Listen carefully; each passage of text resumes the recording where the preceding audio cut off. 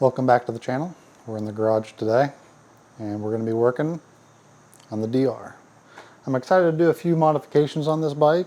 I haven't really done too much other than the fog lights and some basic maintenance stuff. But kind of got bit by the bug just to modify the bike, give the Sportster a little bit of a break still, even though I've got more parts already for it. Just try to space them out. So today I believe I'm going to switch out to the stock tank. Luckily I was fortunate enough that the previous owner kept the factory tank and I actually really like it. Like, this is a really cool color scheme. I opened it up, looked inside.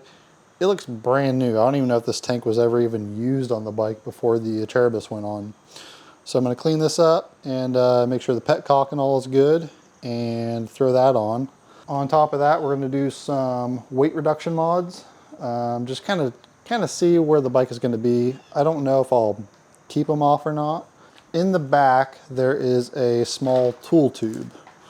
So what I've got here is a bigger tool tube. My hopes is that I can take the tire patch kit and the tools that I currently have in my saddlebags, fit everything into this, and then I can actually run without saddlebags if I choose to.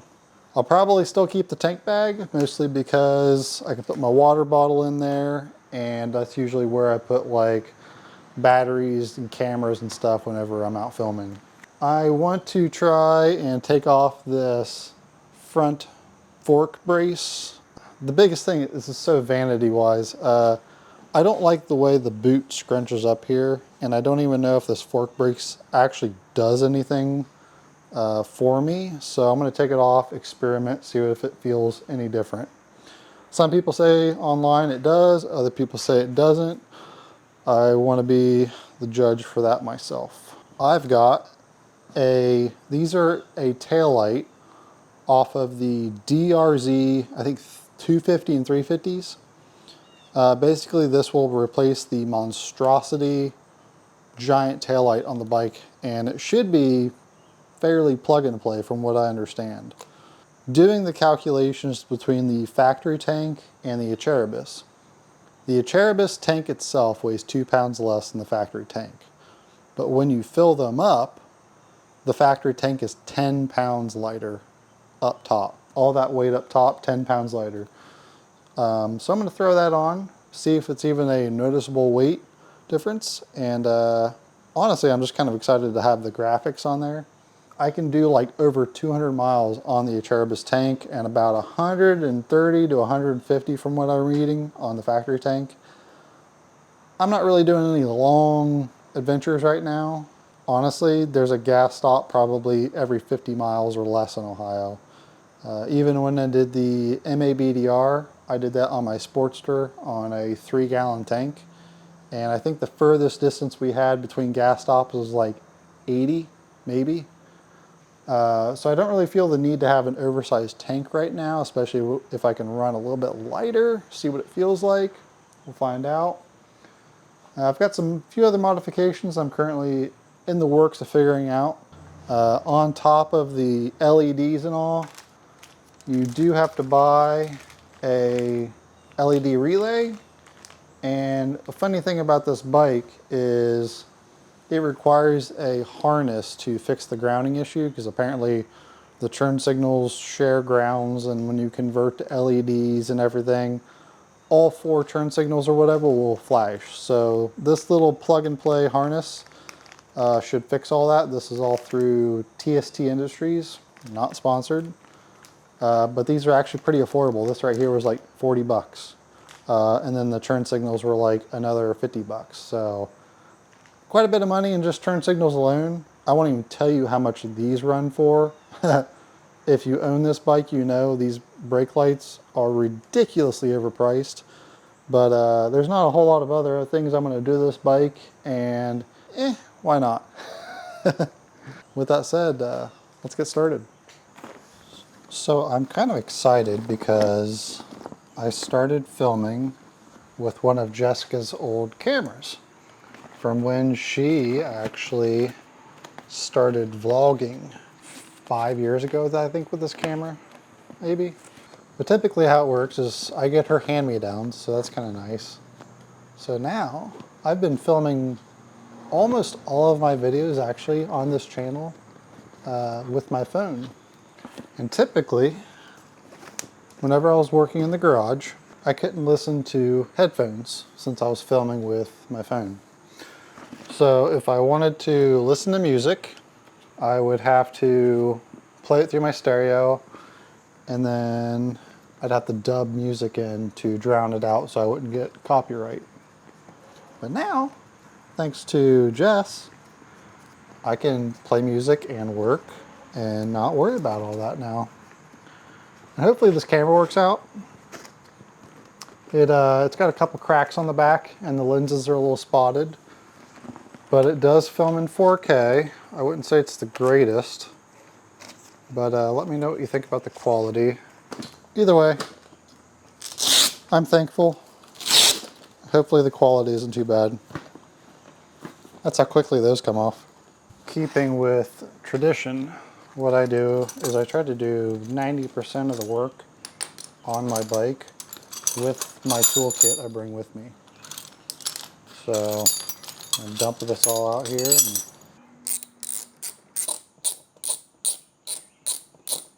kind of curious to take these off and weigh them, see how much they actually weigh. So both passenger pegs is 1 pound and 15.5 ounces.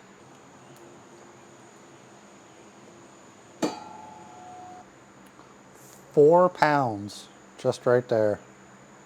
4 pounds. Yeah, there's a pretty big difference. A lot of people even say online that this one's a lot brighter. I also bought an LED strobe brake light, so when I stop it will flash and then stay solid. Should be a pretty good upgrade. In conjunction, the turn signals, this, and we're doing an entire tail tidy. So I'm going to take all of this away. Somebody said online this is like 2 or 3 pounds, so I'm going to pull it off and we're about to find out.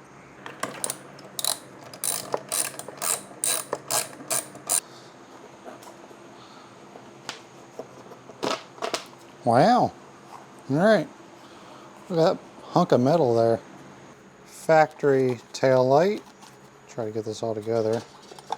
Weighs basically 1 pound and 3/4 of an ounce. So we'll just say 1 pound.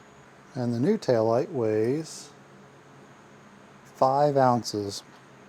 So yeah, that is a massive weight savings right there. That's pretty nice. The other thing I'm going to lose is this rear helmet lock. My helmet doesn't even have D-rings. Oh, that is not tight. Interesting. There's still a big old piece of metal right there. Look at that. We'll see if we can use that for the new tool rule. I might end up using this as a mounting point.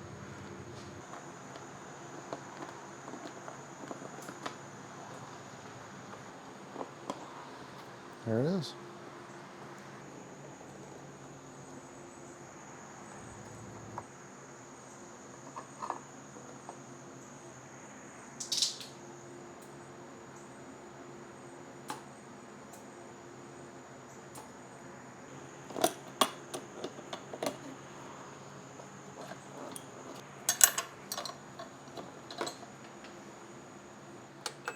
Let's see how much this thing weighs. It weighs about 1.5 pounds. Alright, so I was hoping to run this sideways like this, but that does not look like it's going to happen. Helps if I put it in the right way.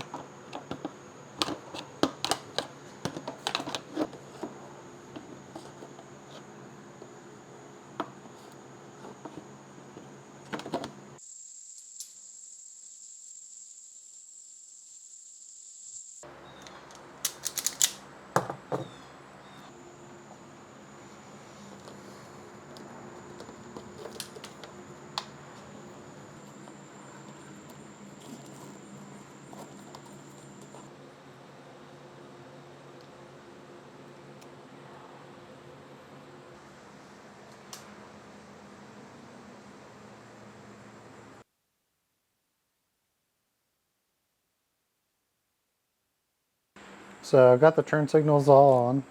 They'd work. This is the conversion harness that the TST place sells that fixes all your grounding issues.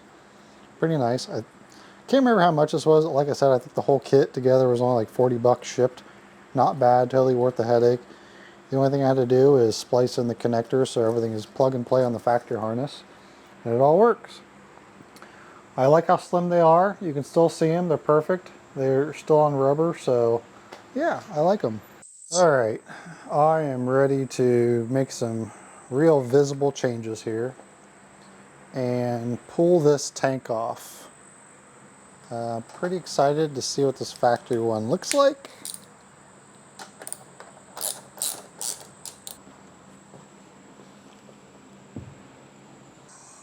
Real quickly, let's just throw this on. There is what looks to be a mud guard that goes up front. Good God, that looks beautiful. Look how tiny it looks. Oh, that looks so good. You know, when I bought this bike, I absolutely adored the Acheribus tank. And I still do, but this is just a nice refresh. Really, really nice.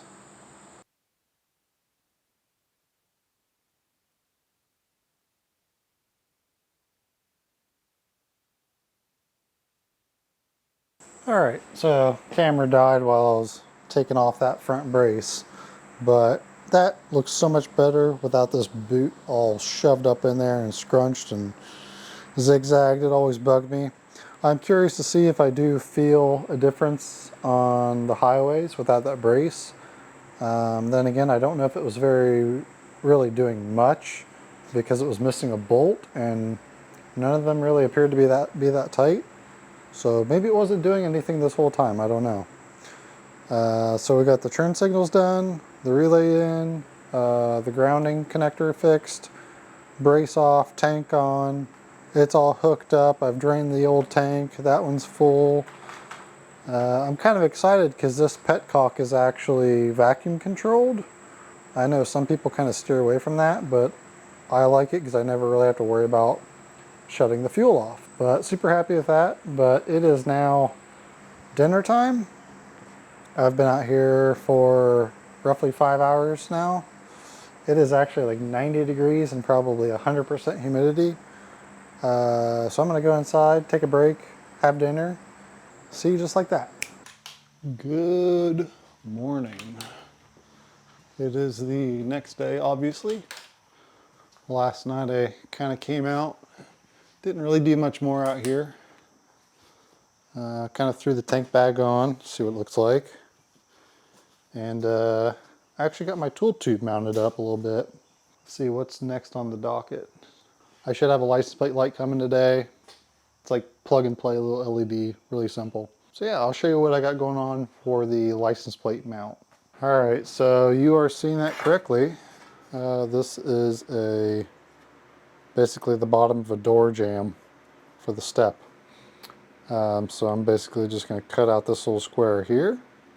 This will mount to the bike. This is for the plates. So this is aluminum, so it's pretty light. Won't rust. Yeah, just trying to save a dollar where I can.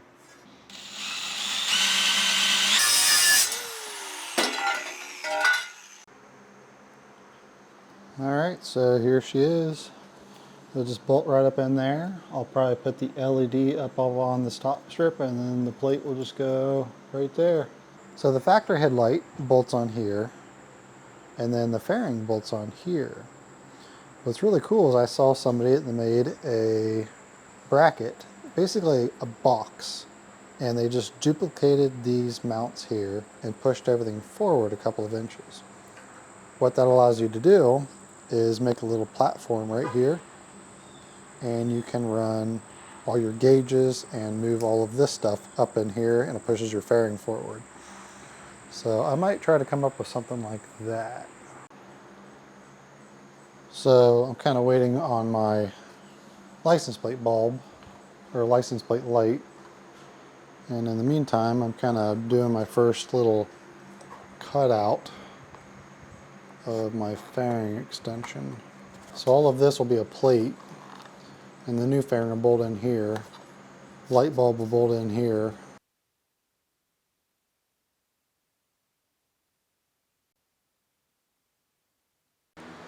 Alright, so here's my idea.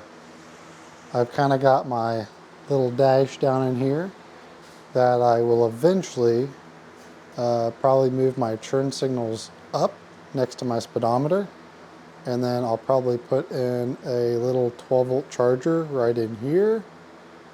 I don't know if I'll add anything else, maybe a switch for the fog lights up in there. And then I'll come up to here, and then this will be the mount for my GPS. Down in here you can kind of see it gets a little tight up and through here. There's a lot of electronics here. I could probably push this in maybe, but what I'll probably do is just put a little bit of rubber here, maybe tuck this in a little better, and I might just do like a little rubber flap there, something that allows vibration and a little bit of movement. And here you can see where the factory location is for the turn signals. These are basically almost not even in my line of sight, so I'd like to put them up here. And you can kind of see this is like my charger down here, my fog light switch, my phone mount, and my GPS mount. And I'm basically moving all of this up here where my GPS will be in line of sight now. And here's just a side profile shot. You can kind of see here how I tried to mimic the curve of the windshield with the upright, and then my GPS will be just below my windshield, so it'll be at a good height. And now that my windshield's brought a little further forward and up, it should move the air a little further now. Should give me a little more wind protection, maybe something I can kind of tuck behind on the highways. That'll always be nice. The material I'm planning on building it out of is a sheet of Alumilite. So let me grab a sheet of that. So here is a sheet of Alumilite, basically. You can see it's not really thick, but what it is, it's aluminum with fiberglass resin on the inside. It's not very thick, it's very light. So I actually used to run this stuff on my FRS when I raced it. I ran it as a splitter, a diffuser. I've made quite a few parts with it actually. It is very resilient to damages. The only thing I'm a little hesitant about is vibrations. It's not real flexible, like